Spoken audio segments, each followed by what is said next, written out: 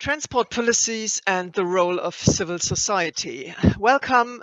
The first picture, can you show it? I can't make it full screen. I hope that's fine. But here we go. Yes. I can't see this. I will tell my text and you can show the papers. Women involved in the mobility sector, especially women, are providing ideas, creating and organizing the mobility transition. I showed you some names. You can read them in the internet and you can see what they are doing. Slide 3. Women in Mobility Network for strengthening the awareness of women in the mobility sector, leadership positions, and project management. In society, women are not represented enough when it comes to the mobility sector. I can see it now in the Bundestag, and that's why we founded the initiative FRAUEN MACHEN MOBIL. Women are doing mobility. 2 years ago, with members of the Green Party, Katja told us. We want less traffic and more mobility instead, more safety and more climate justice. We want mobility that is enjoyable. And we want to politically influence the infrastructure planning in Germany. For too long, transport policy and urban planning pursued the goal of car-friendly cities. You know them. This resulted in a lack of mobility while the traffic is growing, which is a structural problem, I think.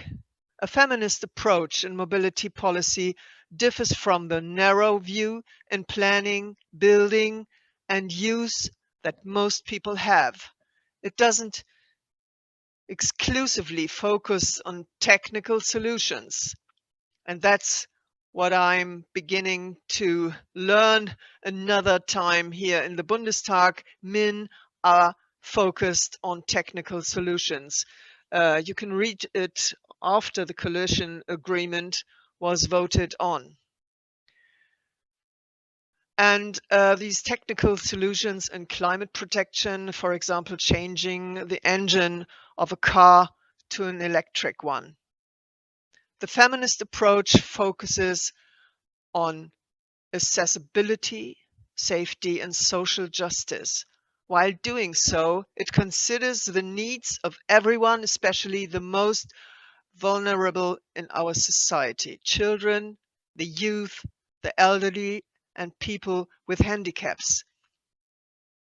Here, the redistribution of public spaces in favor of a climate and socially acceptable urban planning combined with mobility plays a significant role. Slide 5.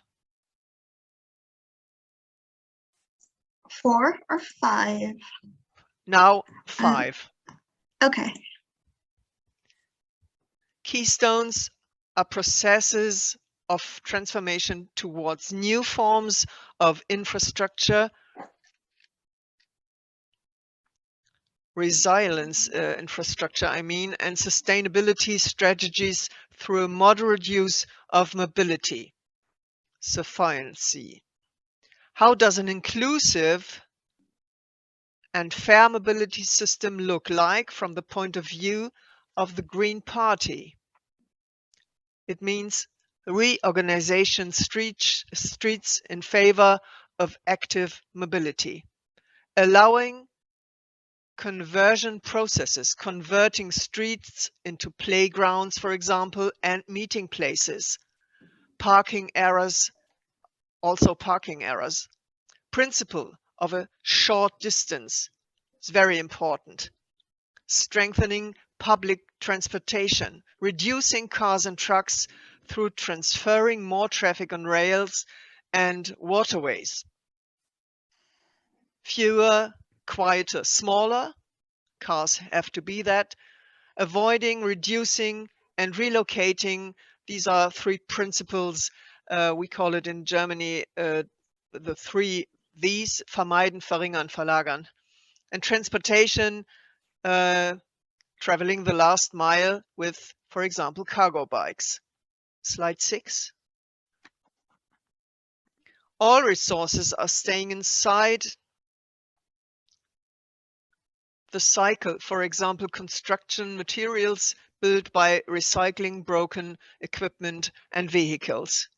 We need to intervene in existing public place or public places in favor of more greenery, active mobility, public transportation, and social spaces. Doing this, modern technology has to be used, that's true, to achieve the most effective impact for climate neutral municipalities. Slide 7. Yes. Thank you. Mhm. Policymakers are playing an important role in this transition. We in Germany are living in a federal system where the German Bundestag and the 16 parliaments of the federal states represent the legislative power. Municipalities and federal states can only do as much as the regulatory framework allows when it comes to creating climate-friendly and livable cities through, for example, spatial planning. I now want to underline the necessary changes in the legal framework with the example of the German road traffic regulations. This regulation includes the measure of the moving traffic. It makes every speed limit and reorganization of roads impossible. Second example, according to the German building law, every building has to have parking spaces depending on the use of the building. By this, we prohibit the reorganization of parking spaces and support parking spots that take massive amounts of space. And slide 8. What are the policy instruments that can be used and that have been successful? Legislative changes, funding of public transportation, especially climate-friendly buses. States, countries in the EU are staying for that.